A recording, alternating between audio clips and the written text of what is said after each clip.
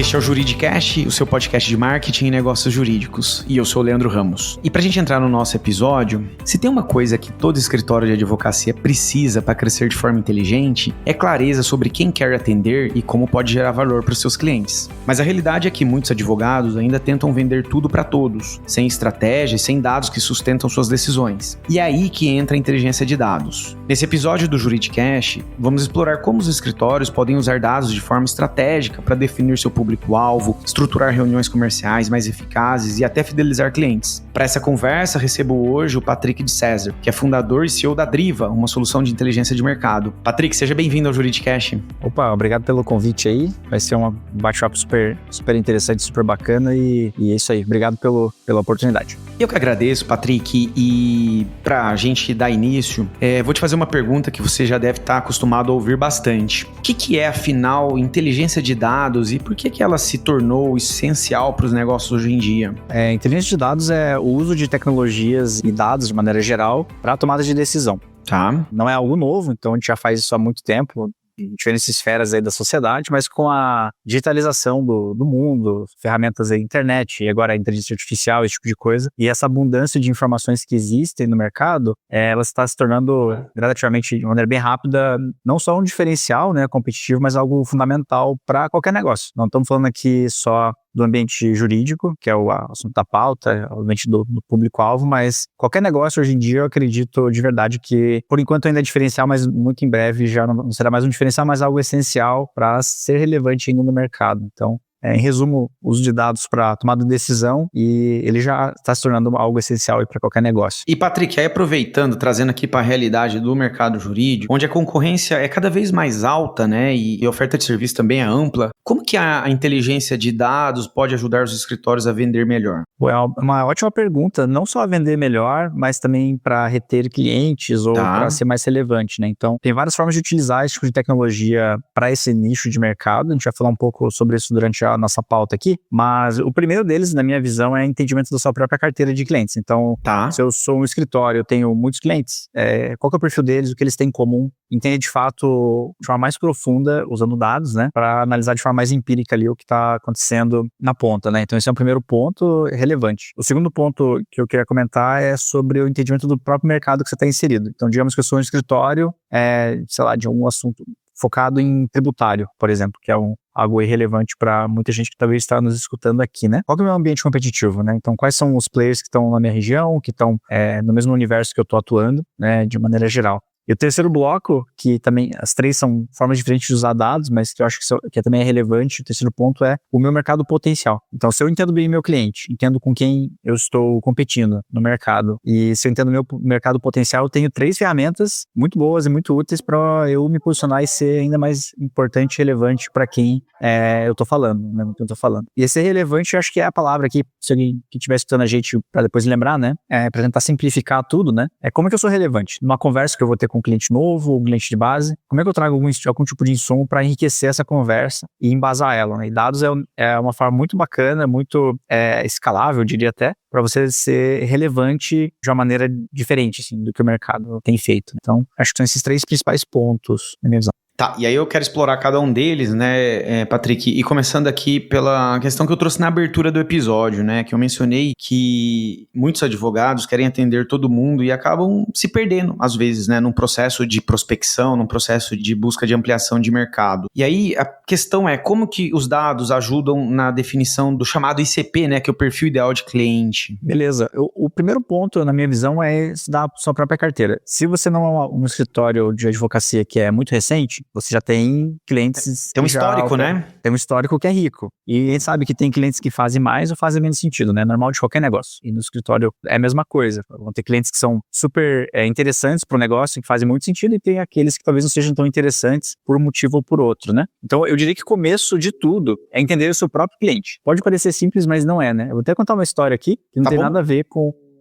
um ambiente jurídico, mas só para tangibilizar um caso real que eu passei muito tempo atrás. Uma primeira empresa que eu tive, que foi uma startup, a gente ensinava música pela internet. Bem? Era uma escola de EAD de música, violão e guitarra. Tá? A gente foi crescendo, depois de uns 3 anos, a gente tinha 400 clientes, ativos e pagantes e recorrentes. E a gente parou de crescer. Então, do nada, assim, depois de um período, foi estagnando, né? Acho que todo mundo já... Todo negócio passa por isso, é um ciclo dos negócios, né? É um ciclo do negócio. E a gente falou assim, pô, o que a gente vai fazer para conseguir ultrapassar essa barreira, né? Depois de fazer várias ideias e pensamentos e tudo mais, a gente pensou, vamos falar com o nosso cliente, então vamos entender um pouco mais sobre ele. Vamos estudar o nosso ICP, né? E aí, eu trouxe para uma parte um pouco analítica. Então, a gente fez análise quali e quantitativa. Tá bem. E eu entrevistei 100 clientes. Eu tinha 400, eu falei com 100. Então, eu falei com 25% da minha carteira, num bate-papo de 10 minutos, com 5, 6 perguntas básicas. Por que você me contratou? O que você achou do serviço?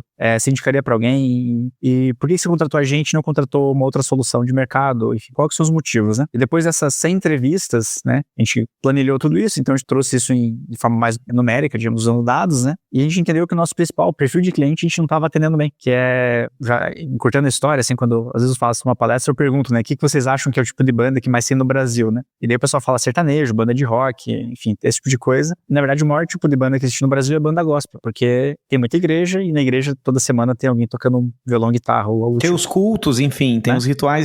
Tá, olha só. Olha só. E daí o que acontecia? Uma parte muito relevante da minha base era desse perfil. Você não estava focado nele? Não estava focado nele. A gente ensinava a tocar outros tipos de música, rock and roll e tal, que era o que a gente gostava de tocar. Então, a gente ignorou nosso principal cliente, assim. E a gente estava há 4 anos fazendo isso. Então, assim, é muito comum, se você não traz para a base numérica ou a parte real, você passar por cima disso e não ver. E daí o convite é, para aterrissar aqui, né, o racional, é estudar a sua base de clientes. Se você tem 10, 20, 30, 40, 50 clientes, já tem um insumo relevante para conversar, fazer entrevista ou até eventualmente entender o perfil histórico desse seu cliente na linha do tempo, né? Então esse é um primeiro ponto relevante, assim. E o segundo, nessa mesma jornada, assim, se você entender o seu perfil de cliente, entender o que eles são relevantes, quantas empresas ou clientes parecidos existem? É uma pergunta bem aberta, mas com dados não é tão complexo de você estimar e trazer esse número também, para ver se aquele perfil de mercado que você está atuando, que você tem uma predisposição, tem um potencial suficiente para você continuar crescendo, né? Então, eu diria que são esses 2 blocos. Assim. E se porventura eu descubro que, ok, tem um perfil aqui que eu me dou bem, mas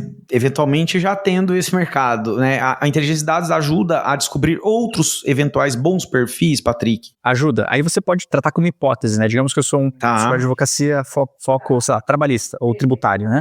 Uhum. E eu saturei meu mercado, já estou numa cidade, uma região, um perfil de cliente que já para cá não tem um caminho mais. Se você estudar essas bases de dados potenciais, você consegue talvez ter ideias de hipóteses de outros mercados subjacentes que você pode eventualmente também atuar, né? E daí entender se o mercado é ou não relevante, se ele é grande o suficiente para, enfim, ter uma relevância suficiente para o teu negócio. E Patrick, uma vez que eu já entendi quem que é meu público, né? Eu primeiro fiz o dever de casa, eu analisei minha carteira de clientes, depois entendi quem que é o meu público, eu poderia prospectar, enfim, expandir. A gente sabe que dentro do processo de vendas, né, uma boa reunião comercial começa muitas vezes na preparação, ou seja, antes dela ocorrer, né? E aí a questão é como que os escritórios podem usar os dados para estruturar um pitch mais assertivo, né? E focado nas dores do cliente, porque uma queixa que eu ouço muitas vezes de clientes de escritórios é que nessa reunião, em muitas ocasiões, o advogado estão preocupados muito em falar o quanto que eles são bons, o que é importante, mas em ouvir pouco, né? Ou ainda não trazer uma informação, eventualmente, que esse potencial cliente gostaria de saber e que pode fazer diferença, né? Perfeito, é uma ótima pergunta. E aí não é uma questão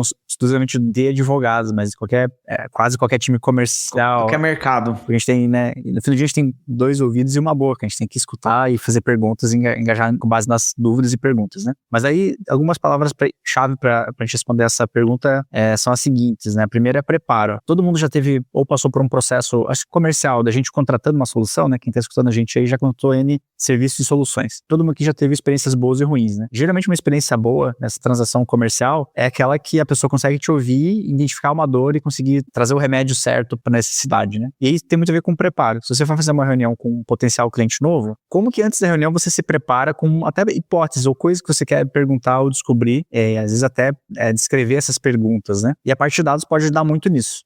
Pena que a gente está aqui num formato pleno áudio, porque eu tenho alguns exemplos visuais, depois a gente pode achar alguma forma de compartilhar com quem está ouvindo aí. Com também. certeza. Por exemplo, né, ainda que não dê para apresentar aqui visualmente, se você puder narrar aqui para o nosso ouvinte, vai ser muito importante. Bom, eu vou narrar então dois casos aqui interessantes. Um envolve você, dando um spoiler aqui, tá, Leandro? Olha só. O primeiro é ligado à própria Petrobras, então a gente fez alguns projetos ali com eles, ali intermédio de sistemas de inovação, e um dos processos que a gente executou, as ideias de negócio que a gente executou era entender a base de processos judiciais dessa empresa, no caso da Petrobras, né? Então a gente baixou todas as pautas, todas as peças ali ligadas aos milhares e milhares de processos deles, e a gente criou alguns painéis olhando algumas teses, assim, olhando disparidades. Então, a gente foi pra reunião já sabendo que tinha alguns tribunais que eles tinham um perfil de ganhar ou perder uma causa diferenciada das demais, e tinha, tipo, isso chamava atenção, tava fora da média, por exemplo, né? Ou que tinha alguns advogados que estavam processando muito, daí pode ser aquela questão de advocacia predatória, esse tipo de coisa. Então, a gente não tinha certezas, mas a gente levou pra mesa, a gente se preparou, então a gente foi pra call, mostrou os dash, e a gente preparou umas 5, 6 perguntas já, a gente levantou essas ideias, faz sentido o que a gente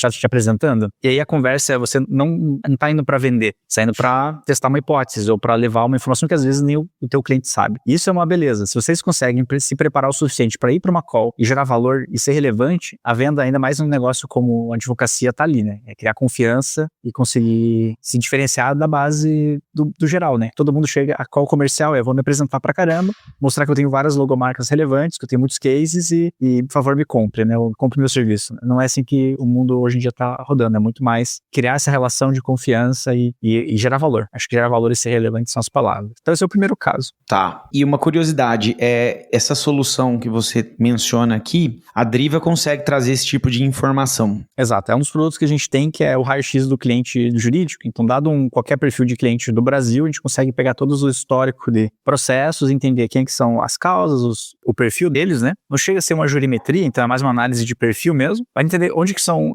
distribuídos os processos, o perfil, os advogados, outros escritórios que já estão atendendo. Porque é muito comum em empresa grande ter vários, né? Então, ter vários escritórios, é natural. Natural. Então, isso também é factível até para se preparar, né? Eu sei que tem outro player atendendo esse cliente, eu vou mais preparado e com mais informação, né? Interessante. E quais outros recursos a Driva pode oferecer para o escritório em termos de inteligência de dados? Legal. Tem várias soluções, assim, mas acho que talvez aterrissando em 3 aqui principais, né? A primeira é essa que eu comentei, de entender, dado um player, a gente entender aquele perfil. O segundo a gente tem a base de todos os processos judiciais do Brasil, então, para entender mercado. Por exemplo, eu estou aqui, não estou no Paraná, por exemplo. Eu consigo pegar em Curitiba, região metropolitana, por exemplo, e ver todas as empresas que tomaram um tipo de específico de processo, filtrando por, sei lá, código CNJ, algo do tipo, nos últimos 24 meses, né? Inclusive, depois eu vou falar de um caso que a gente usa isso para gerar demanda em outro segmento que não é bem jurídico. Tá. Então, entender mercado é um segundo, né? E o terceiro jeito que a gente também trabalha bastante com esse mercado, que a gente sabe que, segundo a OAB, tem limites, né, do que você pode ou não pode fazer ligado à prospecção, né? Então, tem essa questão nesse mercado, mas criar networking não é algo que é algo muito valioso e que faz muito sentido, né? E a gente tem uma solução que ajuda pessoas a se conectarem de forma orgânica, especialmente no LinkedIn e redes sociais, conectando com CEOs, founders, diretores de várias empresas e interagindo em escala de forma bem customizada, né? Que a gente chama de Sales Assistant, que é uma outra ferramenta nossa. Legal. E Patrick, além da Driva, quais outras ferramentas quem nos ouve agora poderia pensar em termos de soluções de inteligência de dados? Tem várias ferramentas. Eu diria que se vocês entrarem no site até da B2L, né, que é a Associação das Legal Techs, vocês vão ver que tem dezenas de startups de vários nichos e vários segmentos. Então, acho que até antes de falar da ferramenta em si, porque ferramenta, ela tá ali para resolver um problema, né? Exato. O mais importante que eu acho que é a habilidade do futuro é saber fazer a pergunta de negócio correta. Então, assim, o que eu preciso no meu escritório? Eu quero expandir meu negócio? Eu quero reter algum cliente? Eu quero conhecer meu mercado? De acordo com a pergunta, você consegue ir atrás de uma empresa que possa ajudar nessa característica, né? Porque tem várias, assim. A própria Driva pode ajudar, mas tem empresas que focadas na parte de movimentação, tem empresas focadas em jurimetria, né? Então, tem uma série de tecnologias possíveis aí para serem utilizadas nesse mercado. Mas acho que a B2L pode ser um bom ponto de partida, ou então, né, escutar aqui o Juridicast e estar antenado nessas novidades, porque certamente vocês estão também na crista da onda ligado à parte tecnológica para o segmento. Com certeza. E falando, né, ainda de tecnologia, Patrick, na sua visão, como um empreendedor aí experiente nesse mercado, quais são as principais tendências tecnológicas em inteligência de dados? A principal tendência do momento agora é o uso de inteligência artificial. Tá. A IA. A IA. Quem não está usando ainda é talvez um dever de casa aí para já começar a usar diariamente. Embora possa parecer contra-intuitivo ou até às vezes não tão produtivo no começo, esse tipo de ferramenta está avançando muito rápido, e especialmente no âmbito jurídico, que envolve muito texto, muito conhecimento específico, ele pode ser uma ferramenta super útil e realmente poderosa. Eu acho que de todas as tendências possíveis, a gente podia falar aqui de visualização de dados, de outras tecnologias ligadas à parte de dados, mas na minha visão, nesse mercado, o mais disruptivo é utilizar informações LLMs ou IA, o ChatGPT, essa chinesa DeepSeek, Copilot, agora tem Anthropic, cada uma dessas big techs tem uma, né? Então, usar essa miríade aí de ferramentas para colocar na cultura. Eu acho que a palavra é essa. Como que a tua empresa está referente à cultura de dados? Se a resposta for não está, o to-do é um ponto de alerta, né? É um ponto de alerta, exatamente. E explorando ainda o funil de negócios, Patrick, no pós-venda, como que os dados podem ajudar a manter clientes e até identificar novas oportunidades de negócio, né? Porque às vezes quando a gente pensa em venda, a gente é natural pensar em trazer um cliente novo, não que esteja errado, mas muitas vezes é possível fazer vendas para a carteira atual, né? Perfeito, e reter um cliente é 5 vezes mais barato do que conseguir um cliente novo, né? Conquistar um novo, É importante a gente levar isso em consideração. A palavra ser relevante eu falei umas 10 vezes, eu acho aqui já, né? Continua sendo. E continua sendo. Como é que você é relevante para aquele teu cliente? Vou dar um exemplo prático que aconteceu, tá? Eu não posso citar nomes aqui, mas era um escritório de advocacia de um parceiro nosso que estava... A gente sabe que é um mercado ultra competitivo, como você comentou, né, Leandro, no comecinho da conversa. Sim. E esse player desse escritório estava em risco de perder esse parceiro, essa conta, né? Que aconteceu um M&A, né? Depois do M&A a gente sabe que as coisas mudam. E o que ele fez? Usando dados, né? E no caso até foi usando a Driva por trás. Ele entendeu o buy side, então viu quem comprou, viu as empresas que estavam nesse ecossistema, nessa holding, e mapeou não só as oportunidades que ele já tinha naquele cliente dele, mas nas empresas dessa holding, dessa grande empresa que comprou esse negócio. E quando ele foi fazer a sua apresentação para a holding, no caso para explicar um pouco do que eles estavam fazendo, ele já levou várias oportunidades. E daí o que aconteceu? Ele não só reteve, como expandiu na conta, porque ele conhecia... Cresceu a carteira. Ele conhecia melhor o cliente do que ele mesmo, né? Então, é um pouco acho que essa visão, assim, gerar valor de forma genuína e ser relevante na mesa. Interessante. E Patrick, a gente está discutindo aqui, né, de ferramenta, e elas são importantes, evidentemente, mas por outro lado, a ferramenta por si só, ela não necessariamente vai resolver um problema, né, de negócio. E aí a questão é, quem que deve operar a inteligência de dados dentro de um escritório, né? Tem um perfil profissional melhor ou uma área melhor? Essa é uma excelente pergunta, tem, acho que só 2 alternativas, assim, e não sei se tem uma alternativa melhor ou pior, assim, acho que são escolhas e tem que testar, né? Tá bem. A alternativa número 1 é você conseguir ter uma pessoa que é do segmento, então um advogado que tem interesse em tecnologia ou dados. E você ensina essa parte mais técnica para ele, uma vez que ele já conhece do business, né, do negócio, das dores do negócio. Essa é uma alternativa que pode funcionar. E a alternativa número 2 é você ter uma pessoa mais técnica, que não entende nada do segmento, e você ensinar um pouco dessas nuances do negócio, das dores, das dificuldades, e deixar ele respirar esse ar do ambiente do escritório. E na linha do tempo, que leva um tempo, os 2 caminhos têm tempos grandes, né, eu diria. Em algum momento o ciclo começa a funcionar, né, nos 2 casos. E aí cada um aqui que nos ouve deve avaliar o que é melhor para própria banca, né? Deve avaliar o que é melhor para a banca. Eu, pessoalmente, aqui na Driva, eu tenho feito mais o caminho 2, de encontrar pessoas que são técnicas. Eu trabalho muito obviamente, com vendas, né? Acho que o nosso negócio é dados e vendas, usando dados para gerar negócio, né? E tentar ensinar a parte de vendas, que é a parte específica, para alguém que é um engenheiro, né? Um técnico, um programador. Só que no âmbito jurídico, eu sei que dos nossos clientes que a gente ouve falar e tal, tem muitas questões muito técnicas do dia a dia, né? Do escritório. Daí, eu não sei se nesse caso seria o melhor cenário. Acho que talvez até ter um equilíbrio aí dos 2 para avaliar caso a caso. Com certeza. E Patrick, pela sua experiência, né, você já viu escritórios ou empresas investirem em tecnologia de dados, mas sem ter uma estratégia definida? É igual comprar ferramenta tecnológica, não sei, comprar um software de gestão, um CRM, é bem comum o pessoal entender, começar do fim, né, começar da tecnologia, e esse é a receita para dar errado. Tá. Porque o objetivo principal é você ter uma dor de negócio, um problema que você quer resolver. Então, o que eu quero fazer? Eu quero expandir meu mercado, eu quero reter meu cliente, e daí continuar nas perguntas de negócio. E só depois ir buscar uma ferramenta. Geralmente, isso entende, teve vários casos que a gente conhece, nosso, do mercado, de o pessoal ir direto para a ferramenta e tentar caminhar direto para a tecnologia, sem ter um propósito no final das contas. A tecnologia só funciona se você tiver um problema claro para resolver, né? Daí tudo fica mais fácil. E além desse equívoco, quais são os outros erros comuns, né, que você observa no uso de soluções de inteligência de dados? Eu acho que uma boa dica é saber fazer boas perguntas, né? Tem uma pessoa chamada Peter, acho que é Peter Diamandis, ele é um fundador da Singularity University, um rapaz bem futurista, bem inteligente também, obviamente. E dele uma vez falou lá num podcast que eu vi muito tempo atrás, que perguntaram pra ele se ele ia ensinar os filhos dele a programar. E daí ele falou que não ia. Daí eu pensei, pô, mas por que você não vai ensinar a programar? Programar é a profissão do futuro. E esse é o futuro, ainda mais você que é um cara de tecnologia e tal. Esse vídeo era de 2018, faz bastante tempo. Você vê como ele tava ligado mesmo. Daí ele falou o seguinte, ó, não é programar a profissão do futuro. A habilidade do futuro é saber fazer boas perguntas. E olha o dia de hoje, como é que a gente tá. Quem usa IA aí, né, na rotina. Se você fizer uma pergunta torta ou ruim pra ela vai responder tudo errado. Mas se você conseguir fazer uma pergunta, uma sequência de perguntas muito boa, ela é incrível, funciona muito bem. E acho que na vida é assim também, né? Nos negócios, né? Difícil quem tem essa habilidade de sintetizar e fazer as boas perguntas. E como fazer boas perguntas, Patrick? Aí essa é uma pergunta de $1 milhão, né? Tá.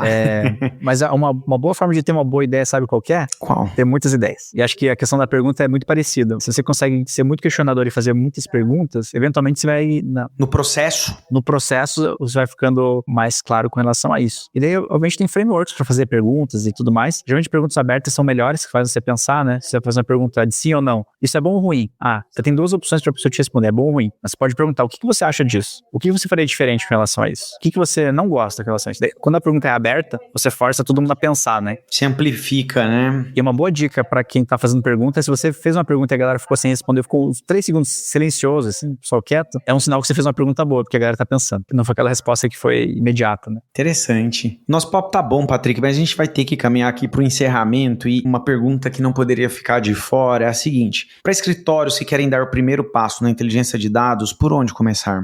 Olha, só o fato de quem está escutando a gente aqui já é um bom começo, né? De estar ligado com certeza no ambiente, né? Então já estão de parabéns. Então acompanhar o conteúdo e estar ligado nas tendências de mercado é o primeiro passo, assim. E o segundo passo ligado a dados, especificamente esse tipo de questão depende se vocês vão contratar ou não, é falar com o mercado de tecnologia nessa área. Então façam reuniões com players aí do mercado. Obviamente estou aqui como Driva, né? Então fica o convite para todo mundo que quiser falar com a gente. Estamos de portas abertas para trocar ideia e falar um pouco mais do que a gente faz. Mas não precisa ser com a gente, assim, qualquer empresa de tech, mesmo se não forem contratar, pode ser uma reunião interessante e enriquecedora aí, que pode abrir horizontes, né, para os escritórios. Patrick, muito bem, nosso episódio chega ao fim e eu agradeço muito sua presença aqui. Pô, eu que agradeço, obrigado pelo convite e acho que até a próxima aí. Obrigado.